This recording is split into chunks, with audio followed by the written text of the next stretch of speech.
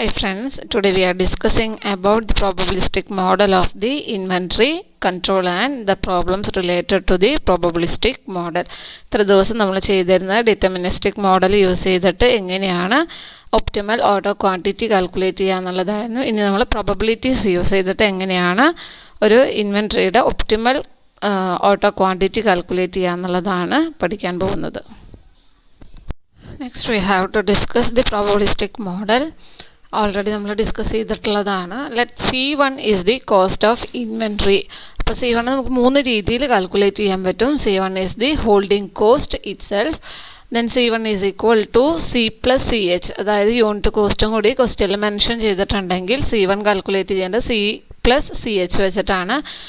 Then C1 is equal to C plus CH minus V if the salvage value provided. Salvage value എന്ന് പറഞ്ഞു കഴിഞ്ഞാൽ already അറിയാം എന്താണ്, scrap value ആണ്.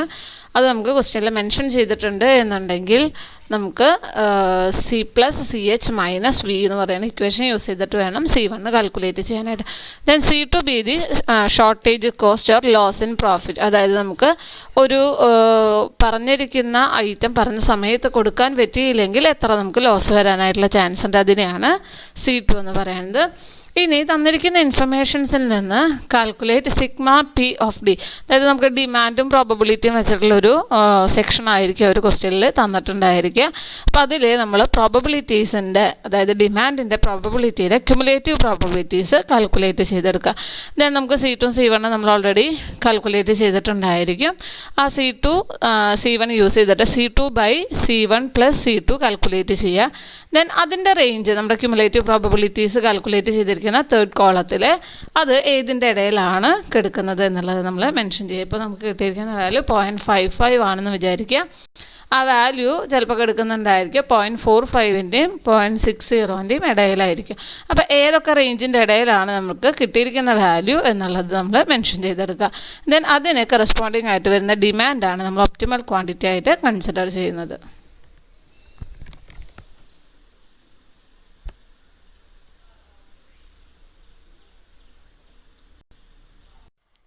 Let's discuss a question number 46 in page number G32. The probability distribution of the demand for a certain item is as follows. Monthly sales and probability. Monthly sales, that means demand and probabilities are there. The cost of carrying inventory is 20 per unit per month. Cost of carrying inventory, that means C1 is equal to 20, and the cost of 1 unit short is rupees 70 per month. Cost of one unit short, അതായത് നമുക്ക് കൊടുക്കാനായിട്ട് പറ്റിയില്ലെങ്കിൽ എത്രയാണ് നമുക്ക് incur ചെയ്യുന്ന cost. That means loss ആണ് വരുന്നത്. C2 is equal to 70. Then നമുക്ക് തന്നിരിക്കുന്ന monthly demand and probability use ചെയ്തിട്ട് നമ്മൾ ആദ്യം ക്യുമുലേറ്റീവ് പ്രോബബിലിറ്റി കാൽക്കുലേറ്റ് ചെയ്യുക. ദെൻ ക്യുമുലേറ്റീവ് പ്രോബബിലിറ്റീസിൽ C2/C1 + C2, അതായത് നമുക്ക് തന്നിരിക്കുന്ന വാല്യൂ വെച്ചിട്ട് 70/90, that is equal to 0.78. It lies between 0.67 and 0.87. ഇതിൻ്റെ ഇടയിലാണ് നിൽക്കുന്നത്. ദെൻ ഡി കറസ്പോണ്ടിങ് ടു 0.87, അതായത് നമുക്ക് ഇവിടെ കിട്ടിയിരിക്കുന്ന വാല്യൂ 0.78 ആണ്. അത് ഏതിനോട് നിയറസ്റ്റ് ആയിട്ടാണ് നിൽക്കുന്നത് എന്നുള്ളത് കാൽക്കുലേറ്റ് ചെയ്യുക. അതായത് 0.6778 ആവാനായിട്ട് 11 ഡിഫറൻസും ദെൻ 87 ആവാനായിട്ട് നമുക്ക് 9 ഡിഫറൻസ് ആണ് വരുന്നത്. That is it is nearer to the 0.87. So the D corresponding to 0.87 be the optimal quantity, that is D is equal to 14. That means optimal order quantity, that is equal to 14. Let us discuss a question number 48 in page number G32. A refrigerator dealer finds that the cost of holding a unit in stock for a week is rupees 20. That means C1 is equal to 20. The customer who cannot get the new refrigerator immediately tend to go to other dealers and he calculates his loss to be rupees 200 for every customer he loses. അതായത് നമുക്ക് correct ടൈമിന് refrigerator കൊടുക്കാൻ പറ്റിയില്ലെങ്കിൽ നമുക്ക് incur ചെയ്യാവുന്ന loss ആണ് പറയുന്നത്. That is C2 is equal to 200.